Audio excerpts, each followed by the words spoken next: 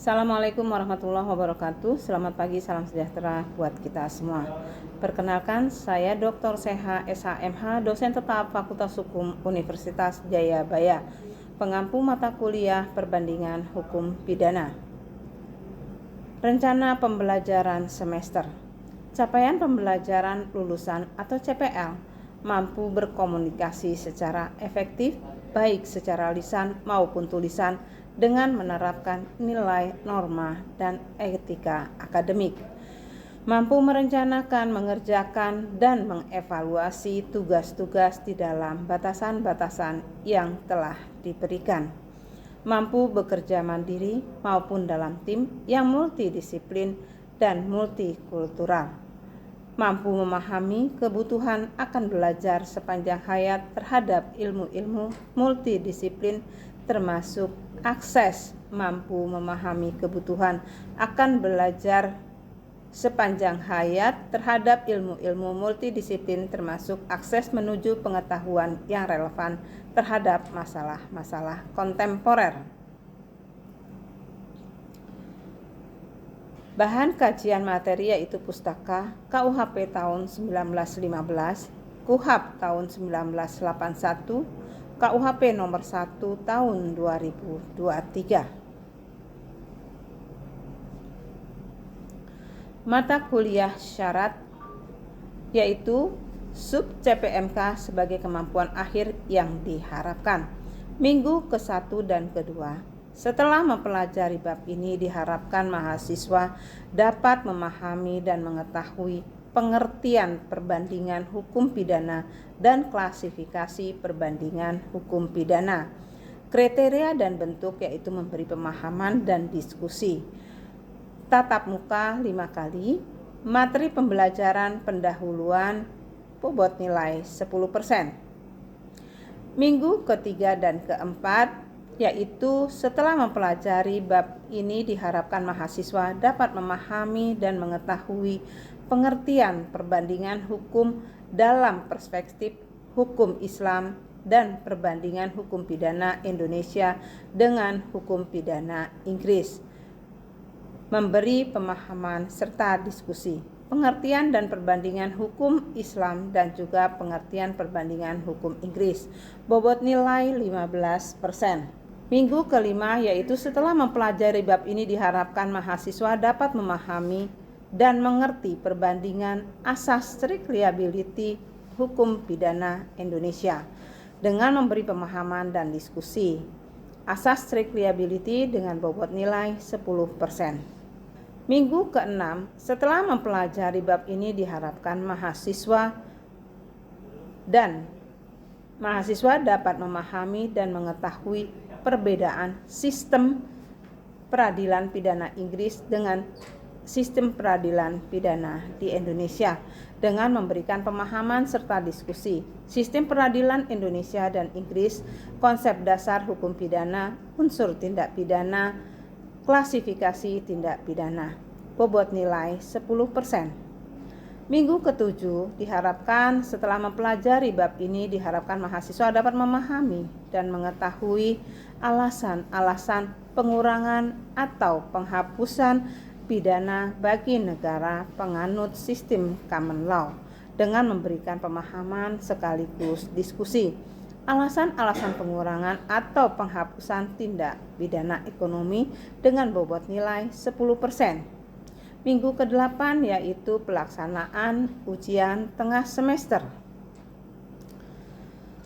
Minggu ke-9 dan ke-10, setelah mempelajari bab ini, diharapkan mahasiswa dapat memahami dan mengetahui tujuan pemidanaan dalam sistem pemidanaan di beberapa negara dengan memberi pemahaman serta diskusi, yaitu tujuan pemidanaan di berbagai negara dengan bobot 10%.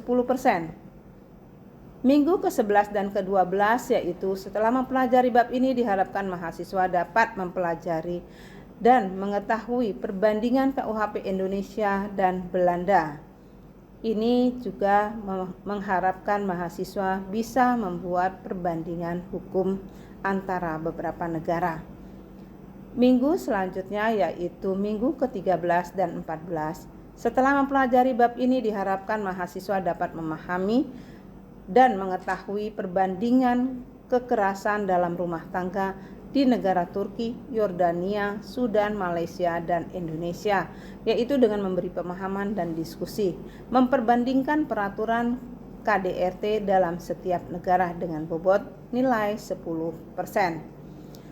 Minggu ke-15 yaitu perbandingan kasus nusyus dalam keluarga Islam di negara-negara Muslim, yaitu dengan memberi pemahaman sekaligus diskusi dengan mahasiswa. Dalam hal ini membandingkan kasus nusyus di negara Muslim dengan bobot nilai 10%. Minggu ke-16 yaitu evaluasi akhir semester, melakukan validasi penilaian akhir dan menentukan kelulusan mahasiswa.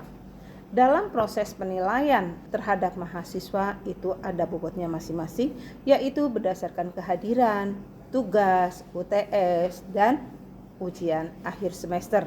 Dalam 4 komponen ini memberikan masukan nilai-nilai terhadap mahasiswa sekaligus bisa mengevaluasi apakah mahasiswa itu seperti apa yang diharapkan. Bisa dalam arti dia bisa memahami, mengetahui, serta melaksanakan, dan bisa memberikan pemahaman juga kepada masyarakat. Untuk itu, di sini mahasiswa juga bukan berarti tidak bisa mempelajari dengan baik, juga harus dituntun oleh dosen pengampu agar mahasiswa tersebut bisa melakukan suatu diskusi atau kasus-kasus dari berbagai negara. Misalnya kasus tindak pidana di negara Inggris dengan negara Indonesia. Apakah peraturan tersebut sama? Tentu ada perbedaan dan ada yang persamaannya. Misalnya kita lihat ada beberapa kasus dari negara-negara lain yang warga negara Indonesia melakukan tindak pidana di luar negeri bisa ditarik di Indonesia. Hal ini adalah bagaimana kita nanti dalam praktek bisa membedah kasus-kasus sehingga mahasiswa dapat memahami, sehingga mahasiswa tidak hanya bisa belajar secara teori, tapi dalam prakteknya mahasiswa bisa mengetahui dari mana dasar hukumnya, sehingga dengan demikian hal ini bisa tercapai evaluasi capaian belajar mahasiswa. Diharapkan dosen pengampu tersebut juga bisa menilai, mengantarkan mahasiswa untuk bisa lulus dengan capaian pembelajaran. Terima kasih. Assalamualaikum warahmatullahi wabarakatuh. Assalamualaikum warahmatullahi wabarakatuh. Waalaikumsalam warahmatullahi wabarakatuh. Selamat pagi, salam sejahtera buat kita semua. Baik, saya akan melanjutkan kuliah minggu lalu. Untuk itu, sebelum kita mulai kuliah kita, agar kita mendapatkan pemahaman lebih mudah, lebih baik kita berdoa dulu. Berdoa menurut agama dan keyakinan masing-masing. Berdoa mulai. Selesai? Baik, saya akan melanjutkan penjelasan saya minggu lalu, perbandingan KUHP antara negara Indonesia dengan negara-negara di luar sana, yaitu negara Belanda, Norwegia, Inggris, Latvia, Armenia, dan seterusnya. Bahwa apa yang ada di Indonesia KUHP-nya dengan juga KUHP kita yang baru, yang belum berlaku dan akan berlaku pada Januari 2026. Yaitu mengenai berbagai hal. KUHP Indonesia menganut asas legalitas. KUHP Belanda juga menganut asas legalitas. Begitu pula dengan KUHP Norwegia juga menganut asas legalitas. Perlu saya jelaskan apa yang ada di pasal 1 ayat 1 KUHP Indonesia itu adalah asas legalitas yang setiap orang tidak dapat dipidana kecuali ketika dia melakukan perbuatan tersebut melanggar aturan atau perbuatan tersebut telah diatur dalam undang-undang. Lalu bagaimana dengan asas legalitas di Belanda? Undang-undang menuntut semua perbuatan pidana karena alasan-alasan opportunity. bahwa untuk menentukan bahwa pemerintah berwenang tetapi tidak berkewajiban untuk menuntut semua semua perbuatan pidana. Lalu bagaimana di Norwegia? Juga sama ya. Asas legalitas atau legality principle ini diatur di dalam pasal 3 ya. Perbedaan-perbedaan yang ada adalah pada saat di hukuman, jenis-jenis hukuman. Dalam KUHP kita masih menganut hukuman mati. Sedangkan di Belanda maupun Norwegia sudah tidak ada hukuman mati lagi. Ya, di KUHP-nya sudah dihapuskan hukuman mati tersebut. Kita bisa lihat jenis-jenis hukuman di dalam KUHP kita yang diatur di pasal 10. Hukuman pokoknya adalah hukuman hukuman mati, hukuman penjara, hukuman kurungan, dan hukuman denda. Lalu ada hukuman tambahan ya. Hukum tambahannya itu pencabutan beberapa hak tentu, perampasan barang-barang tertentu, pengumuman putusan hakim ya. Kenapa demikian? Setelah dia dihukum biasanya pada kasus-kasus politik atau kasus-kasus korupsi. Kenapa demikian? Karena dalam kasus korupsi bisa saja ya ada barang-barang yang dia miliki berasal dari tindak pidana. Sehingga apa yang diputuskan oleh hakim nanti ada hukuman tambahan. Kenapa? Barang-barang tersebut dirampas oleh negara dan dikembalikan kepada negara. Karena barang tersebut diperoleh dari hasil tindak pidana korupsi ya. Atau apalagi pencucian uang ya, misalnya dari hasil tindak pidana korupsi tersebut diberikan barang untuk menghilangkan jejak atau untuk menyamarkan ya. Di dalam undang-undang tindak pidana pemberantasan pencucian uang itu ada diatur ya bahwa itu untuk menyamarkan dia beli properti.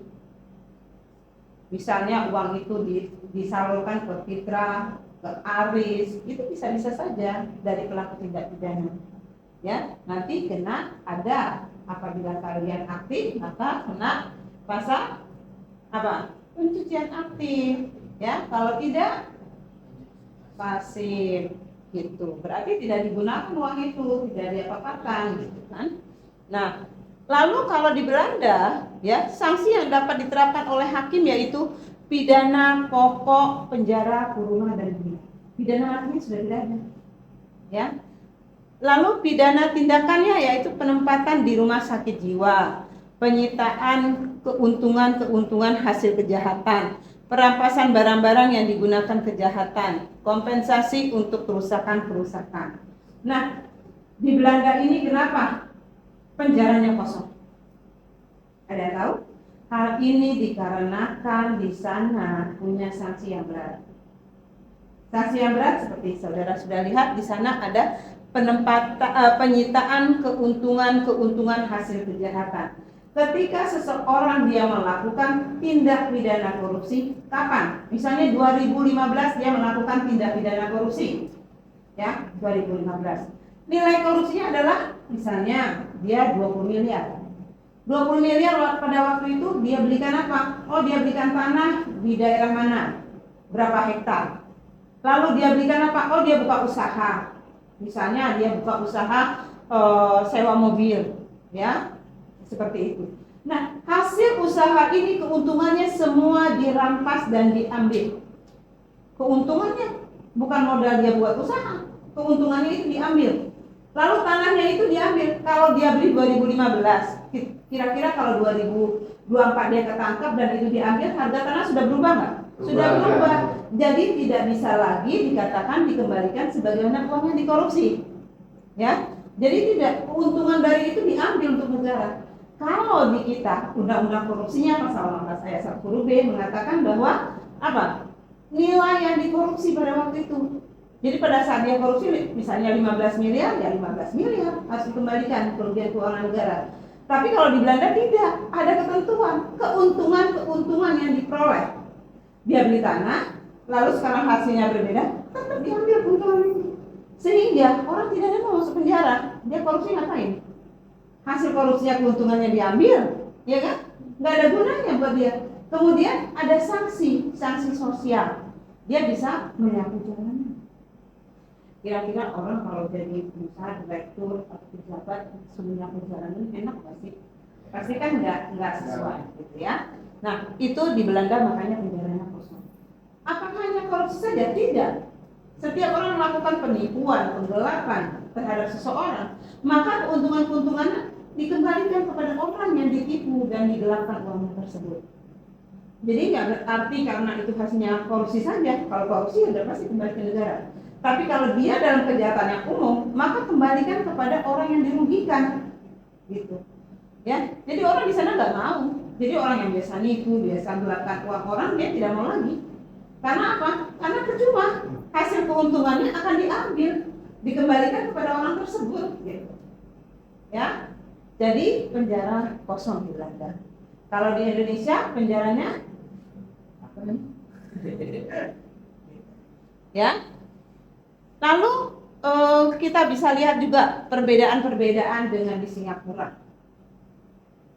Di Singapura, saudara-saudara bisa lihat ada kasus menteri apa yang baru-baru ini, pariwisata atau menteri apa. Nah, dia dituduh melakukan tindak pidana korupsi, juga melakukan tindak pidana korupsi. Di sana itu dia bisa memberikan uang jaminan, ya, sehingga dia tidak dilakukan penahanan. Lagi-lagi kita bilang kita ada perbedaan antara KUHP. Juga undang-undang korupsi kita juga ada perbedaan. Ya. Undang-undang korupsi kita dengan negara Singapura maupun dengan Malaysia maupun dengan Inggris berbeda. Karena apa? Di Indonesia undang-undang korupsi kita itu di pasal hanya pada, kalau di negara lain suap. Kalau di kita tidak. Ada apa? Penyalahgunaan. Ya. Lalu apa lagi? Gratifikasi, suap. Ya kan? Markup. Itu merupakan tindak pidana korupsi. Tapi kalau mereka suap, sesuai dengan apa? Dengan apa yang dikatakan oleh PBB bahwa korupsi itu suap, itu hanya suap. Semuanya suap di negara-negara Inggris, Malaysia, Singapura, ya. Kebetulan saya juga melakukan perbandingan tersebut dalam disertasi saya yang mengatakan bahwa undang-undang korupsi di Indonesia lebih lengkap. Kenapa saya katakan lebih lengkap? Maka tidak ada diatur kemana. Ya kan?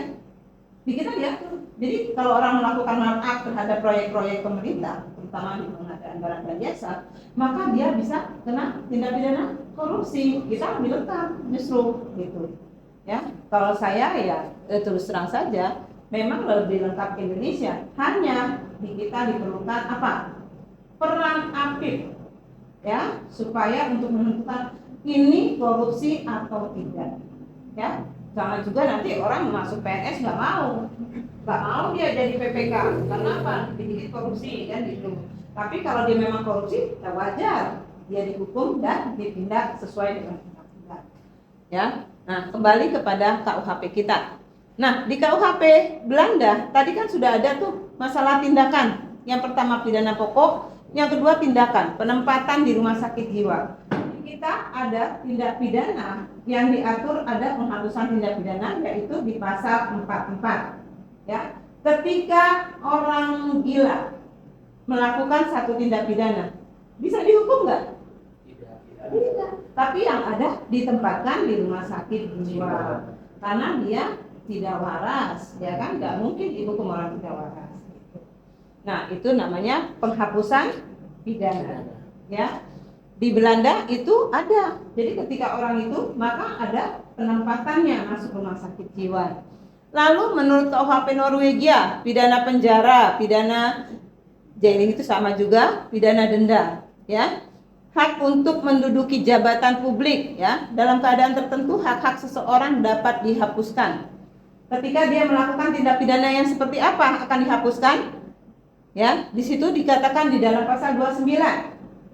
Hak-hak untuk menduduki jabatan tertentu nggak bisa dia. Hak untuk memegang jabatan atau ikut dalam pekerjaan tertentu, ya. Makanya tapi di dalam KUHP Norwegia juga tidak ada hukuman lagi, sudah dihapus. Saudara bisa lihat di situ nggak ada lagi, ya. dari jenis-jenis hukuman dalam KUHP kita, pasal 10 dengan KUHP Belanda, KUHP Norwegia, semuanya ada perbedaan. Ya. Kita masih yang belum adalah hukuman mati yang masih tetap ada. Lalu di KUHP kita nomor 1 tahun 2023 itu dikatakan bahwa dinilai dulu selama 10 tahun. Ketika si terpidana berkelakuan baik, ya, akan bisa nanti dia berubah, nggak lagi hukuman mati.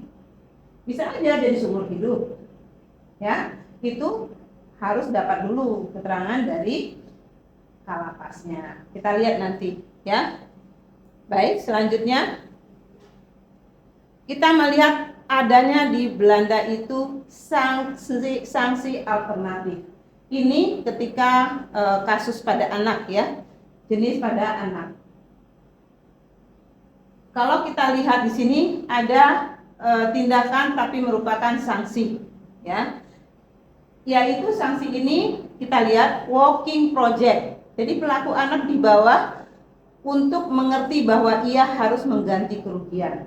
Ketika anak melakukan satu pengerusakan, maka dia diajarkan untuk mengganti kerugian. Begitu juga dengan learning project. Maksud dari learning project adalah meliputi cara berpikir, bertindak, ya, dan berperasaan yang secara langsung menunjukkan taat pada aturan hukum. Ini yang ada di Belanda. Kalau kita lihat Undang-Undang Perlindungan Anak yang di kita, itu ada batasannya. Ada anak sebagai korban, anak sebagai pelaku, dan anak sebagai saksi, ya. Anak itu berhadapan dengan hukum. Anak berhadapan dengan hukum, anak sebagai pelaku, anak sebagai korban, dan anak sebagai saksi. Ya, ketika dia sebagai pelaku, anak apakah harus di dalam hukum penjara? Belum tentu. Kita lihat, makanya dalam Undang-Undang Perlindungan Anak di kita itu ada namanya diversi. Ya, diversi ini dimaksudkan adalah untuk adanya mediasi. Ya, mediasi itu antara keluarga pelaku, si pelaku, dan keluarga korban dan korban. Dimaksudkan ini ada pada semua tingkatan, dari mulai penyidikan sampai penuntutan dan sampai sidang di pengadilan. Jadi diversi ini tetap harus dilakukan, ya. Kalau KUHP kita yang baru ini juga menganut apa? Restoratif justice, ya. Jadi bisa dikasih kesempatan untuk melakukan. Nah, kita harapkan nanti yang berlaku itu KUHP itu bisa disosialisasikan dari sekarang bagaimana ketentuannya dan bagaimana seharusnya. Dan kita sebagai mahasiswa bisa mensosialisasikan dari sejak dini sebelum undang-undang itu diberlakukan agar masyarakat mengetahui, ya, apa sih yang harus dilakukan oleh masyarakat.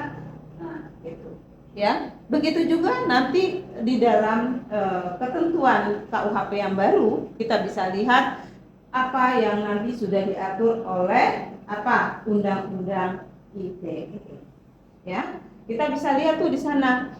Lalu kita lihat kalau KUHP Norwegia, ya, menyebutkan adanya pidana pelengkap, ya, yaitu pelengkap dapat dikombinasikan dengan pidana-pidana yang tersebut dalam pasal 15 KUHP Norwegia. Di sini kita bisa lihat, ya, bahwa perbedaan KUHP kita, KUHP Belanda, dan KUHP Norwegia. Nah, bagaimana dengan KUHP Inggris itu?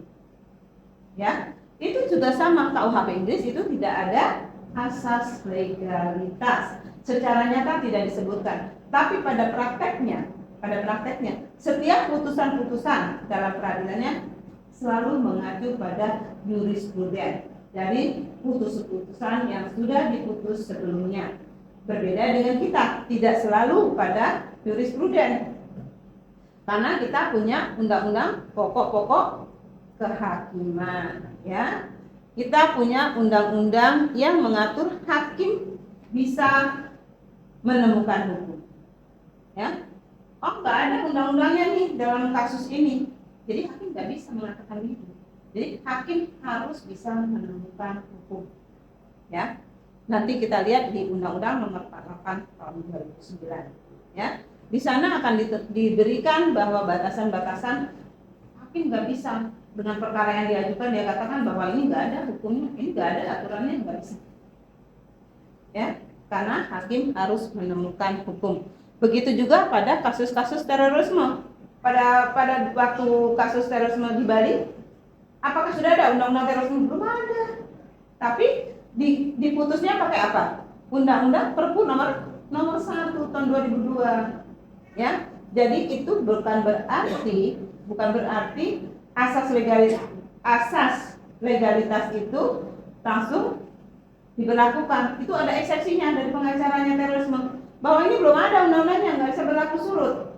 Tapi dalam keadaan tertentu ada beberapa ahli mengatakan bahwa ini tindak pidana yang luar biasa. Tapi pada saat itu setahu saya juga menggunakan undang-undang darurat. Ya, kita melihat pada contoh-contoh kasus.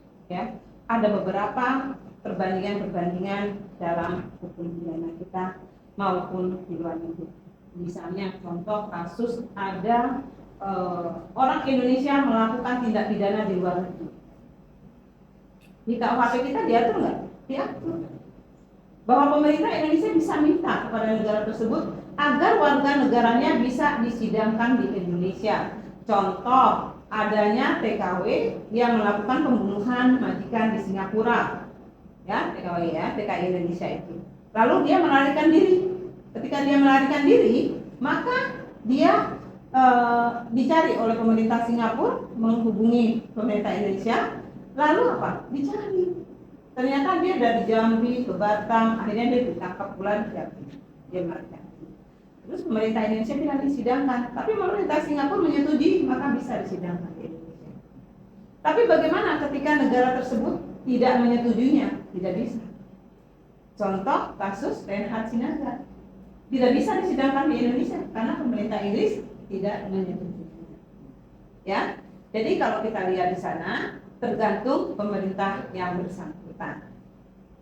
Tadi saya sudah menjelaskan ya perbedaan KUHP Indonesia, KUHP Belanda dan KUHP Norwegia. Perbedaannya apa? Di sini sama-sama menganut asas legalitas. Ya, kalau di Indonesia pasal 1 ayat 1 KUHP menganut asas legalitas. Begitu juga KUHP Belanda yang diikuti dengan oportunitas, artinya tidak ada kewajiban bagi pemerintah untuk menuntut semua perkara pidana. Ya, tidak ada perbuatan pidana, tidak harus semuanya merupakan suatu perbuatan pidana. Begitu juga dalam KUHP Norwegia, yaitu mengenai asas legalitas, yaitu sudah ada di dalam KUHP Norwegia. Apa yang sudah saya sampaikan, ketika saudara-saudara ada belum mengerti atau ada yang mau ditanyakan, silakan. Saya Bu. Ya, silakan. Perkenalkan, nama saya Octavianus Saparsolo. Nah, tadi dijelaskan mengenai asas legalitas ya, Bu. Ya. Jadi di sini saya akan bertanya, apakah asas legalitas yang ada di Indonesia juga ada di dalam KUHP dan juga ada di dalam KUHP di Inggris? Terima kasih. Pertanyaan bagus sekali. KUHP Inggris tidak menganut asas legalitas secara murni. Kenapa saya katakan begitu? Karena tidak dicantumkan mengenai asas legalitas. Tapi kalau kita lihat dari keseharian putusan dari hakim-hakim itu mengacu pada jurispruden, ya. Kalau demikian berarti apa? Itu juga asas legalitas karena menganut pada jurispruden yang sudah diputus. Ketika ada satu persoalan yang sama, maka yang diacu adalah jurispruden, seperti itu. Tapi kalau asas legalitas seperti di Indonesia yang dicantumkan dalam KUHP-nya tidak ada. Gitu. Ya, sudah mengerti? Baik Bu, terima kasih, sangat membantu. Baik, ada yang lain yang mau bertanya? Silakan. Barangkali Lilis mau bertanya. Cukup, nggak ada yang bertanya. Baik, kalau tidak yang bertanya, kita akhiri kuliah kita siang ini dan kita akan sambung minggu depan. Terima kasih. Assalamualaikum warahmatullahi wabarakatuh. Waalaikumsalam warahmatullahi wabarakatuh.